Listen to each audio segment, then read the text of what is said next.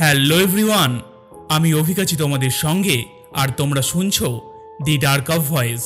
The dark of ভয়েসের আরও একটি নতুন এপিসোডে তোমাদের স্বাগত জানাচ্ছি।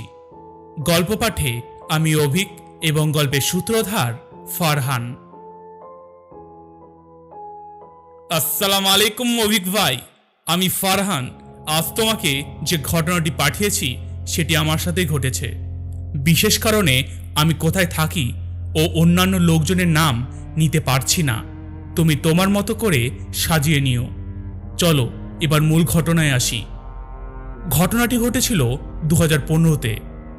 আমি তখন মাধ্যমিকের স্টুডেন্ট, আর আমার বাড়ি গ্রামে, সেজন্য বাড়িটাও শহরের বাড়ির তুলনায় অনেকটাই বেশি বড়। আমার বাড়ির চারপাশে অনেক নারকেল গাছ ও সুপারি গাছ আছে। গাছের কথা কেন বলছি তুমি একটু পরেই জানতে পারবে। সেদিন কি হয়, বাবা মা বিয়ে খাবার জন্য পাশের গ্রামে যায় এবং বৃষ্টির জন্য সেদিন ফিরতে পারেনি। আমার সামনে মাধ্যমিক পরীক্ষার জন্য আমি যেতে পারিনি। সেদিন খুব বৃষ্টি হচ্ছিল আর আমার বিরক্তও লাগছিল, কিন্তু কোনো উপায় নেই, সামনেই মাধ্যমিক পরীক্ষা। সেজন্য রাত জেগেই পড়ছিলাম, চোখে ঘুম নিয়ে। পড়তে পড়তে বিদ্যুতের শব্দের সাথে লাইন চলে গেল। অনেকক্ষণ ধরেই পড়ছিলাম, কিন্তু খুব ক্লান্ত লাগছিল বলে একটু বারান্দায় গিয়ে দাঁড়াই। চারিদিক অন্ধকার জন্য আমার ভালো লাগছিল না, কারণ আমি একটু ভীতু প্রকৃতির। এভাবে ভয়ে ভয়ে মিনিট চারেক দাঁড়িয়ে থাকার পর বিদ্যুৎ চলে এলো।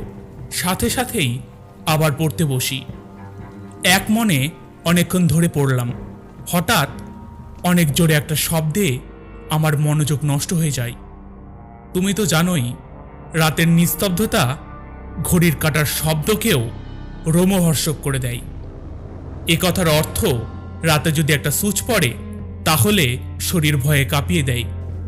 তেমনি বারান্দার পাশে কেমন একটা মটমট শব্দ হতে থাকে এবং খুব ভয় পেয়ে যাই। তবুও ভয় পেয়ে আস্তে আস্তে গিয়ে খুঁজতে থাকি কিসের শব্দ।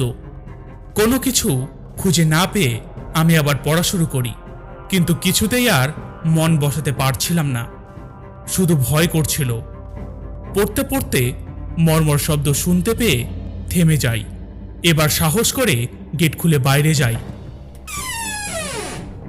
আর গিয়ে যা দেখি তা দেখে আমার গোটা শরীর শিহরণ কেটে ওঠে।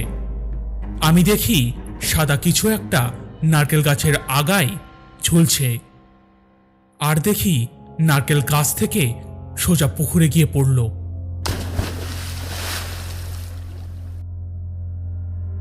আমি সঙ্গে সঙ্গে ছুটেই যাব, তখন দেখি নারকেল গাছের গোড়া থেকে সাদা লুঙ্গি পরা একটা লোক উল্টো হয়ে ওপর দিকে উঠে যাচ্ছে, আর গোটা নারকেল গাছে রক্ত ভরে গেছে। এ দেখে আমি চিৎকার করে অজ্ঞান হয়ে পড়ি। সকালবেলা বাবা মা আমাকে উঠানে পড়ে থাকতে দেখে চোখে মুখে জল দিয়ে জ্ঞান ফিরান, আর জ্ঞান ফিরে বাবা মাকে সব কথা খুলে বলি।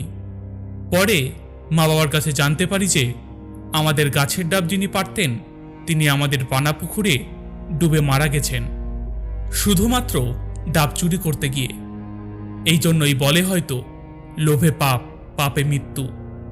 যদিও ওনার মারা যাওয়ায় আমার খুব খারাপ লেগেছিল। যাই হোক দাদা, এই ছিল আমার পাঠানো একটি ঘটনা। তোমার যদি ভালো লাগে তাহলে আমাদের চ্যানেলে পড়ে শুনিও। ইতি ফারহান। তোমরা যদি তোমাদের সাথে ঘটে যাওয়া কোনো ঘটনা শেয়ার করতে চাও তাহলে ডেসক্রিপশনে গিয়ে দেখবে আমাদের হোয়াটসঅ্যাপ নাম্বার এবং ইমেল আইডি দেওয়া আছে।